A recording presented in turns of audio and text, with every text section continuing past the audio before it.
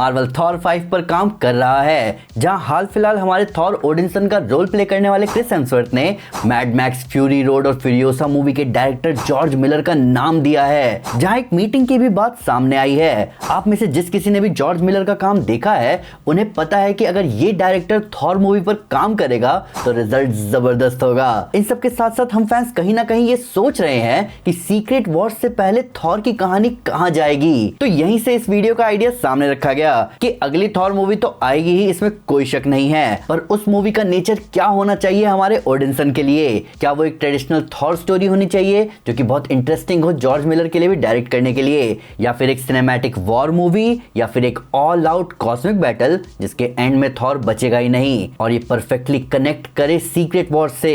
तो चिंता नहीं, यहाँ तीनों ऑप्शन पर डिटेल में बात होने वाली है। तो चलिए सबसे पहले बात करते हैं ट्रेडिशनल थॉर स्टोरी की। तो हम सब जानते हैं कि थॉर लव एंड थंडर में थॉर के कैरेक्टर के साथ लिया हुआ टेक लोगों को उतना पसंद नहीं आया, तो यही एक अच्छा मौका है थॉर के रूट्स को वापस से एक्सप्लोर करने का।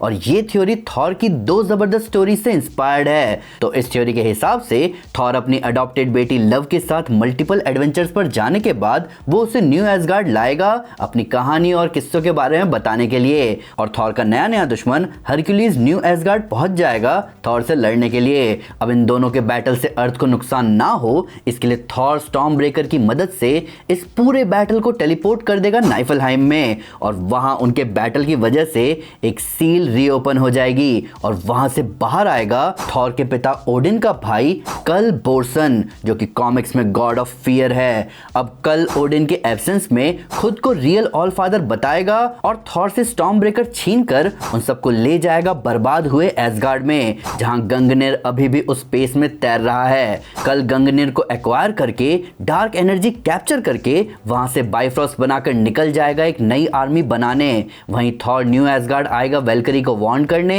और हरक्यूलिस ओमनीपोटेंट सिटी चला जाएगा बाकी गॉड्स को इन्फॉर्म करने, और इधर कल तैयारी करेगा पूरे 9 रियल्म्स पर अटैक करने की। और इस तरह शुरू होगा एमसीयू का वॉर ऑफ द रियल्म्स, और कल बारी बारी से सारे रियल्म्स पर अटैक करना शुरू करेगा।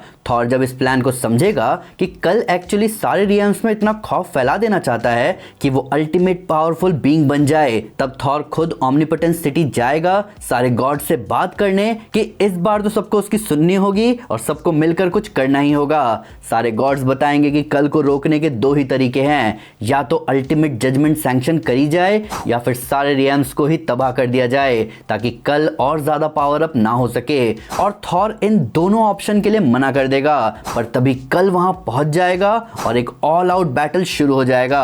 अब बैटल के बीच सारे गॉड्स कल को बिजी रखेंगे, पर तभी हमें दिखेगा कि कल की आर्मी ओमनीपोटेंट सिटी के बेस में गई है जहां कैद था वो अल्टीमेट जजमेंट जिसकी बात ये गॉड्स कर रहे थे, और वो कोई और नहीं बल्कि मैनगॉग होगा, एक ऐसी एंटिटी जिसे जितनी नफरत करो वो उतना ही पावरफुल होता जाता है। अब कल और मैनगॉग मिलकर सारे गॉड्स को धूल चटा देंगे और फिर वो बढ़ेंगे मिडगार्ड की तरफ।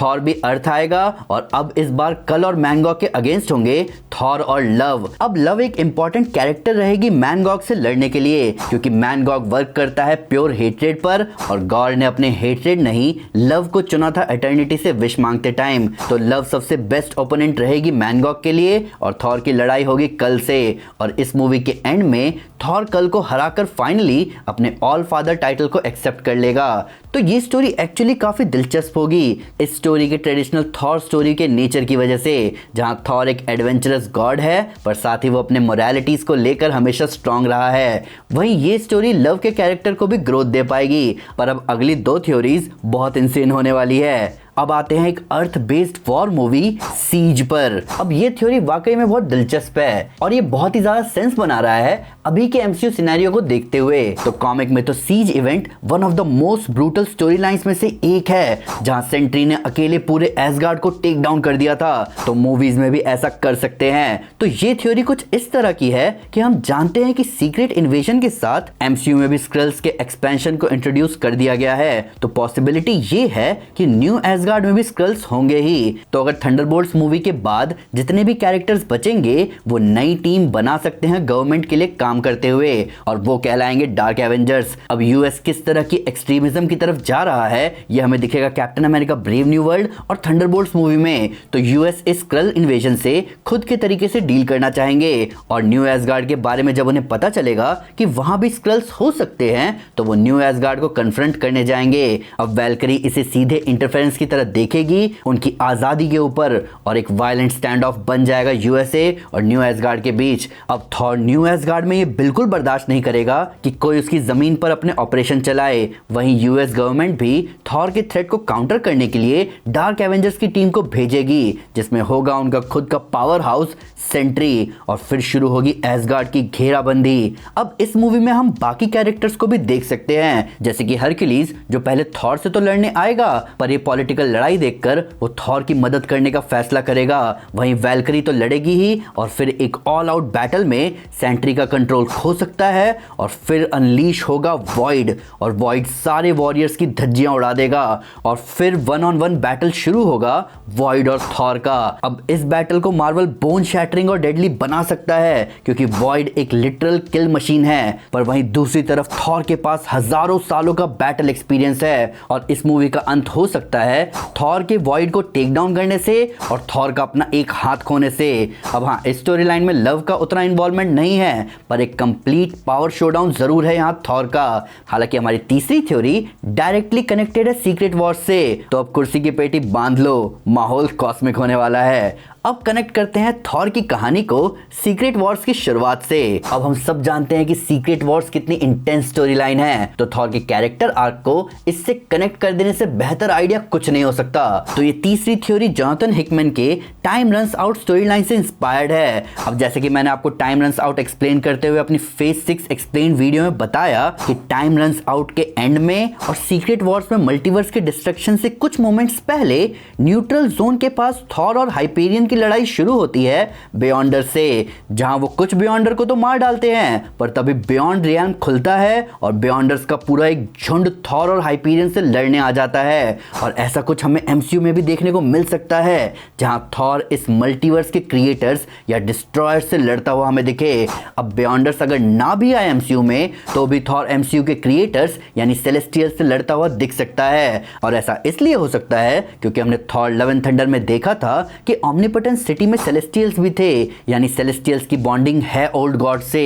वहीं एटर्नल्स की एंडिंग में भी आरिशम ने सारे सेलेस्टियल्स को बुला लिया था एक जजमेंट क्रिएट करने के लिए, और ये जजमेंट रिलेटेड है मैनकाइंड के फ्यूचर से कि ये इंसानियत की किस्मत क्या होनी चाहिए। तो सेलेस्टियल्स ये डिसाइड कर सकते हैं कि मैनकाइंड को खत्म कर देना चाहिए, पर 9 रियल्म्स और मैनकाइंड का प्रोटेक्टर तो थॉर ही है, तो थॉर सीधे लड़ने आ जाएगा सेलेस्टियल्स से। वहीं इस स्टोरी लाइन में हाइपेरियन की जगह सेंट्री ले सकता है। ये एक बड़ी कॉमेडी भी हो सकती है या सीरियस डुओ भी हो सकता है, जो निकले हैं मल्टीवर्स को बचाने, और ये दोनों एक ऑल आउट बैटल में कूदते दिखे सेलेस्टियल्स के पूरे झुंड पे।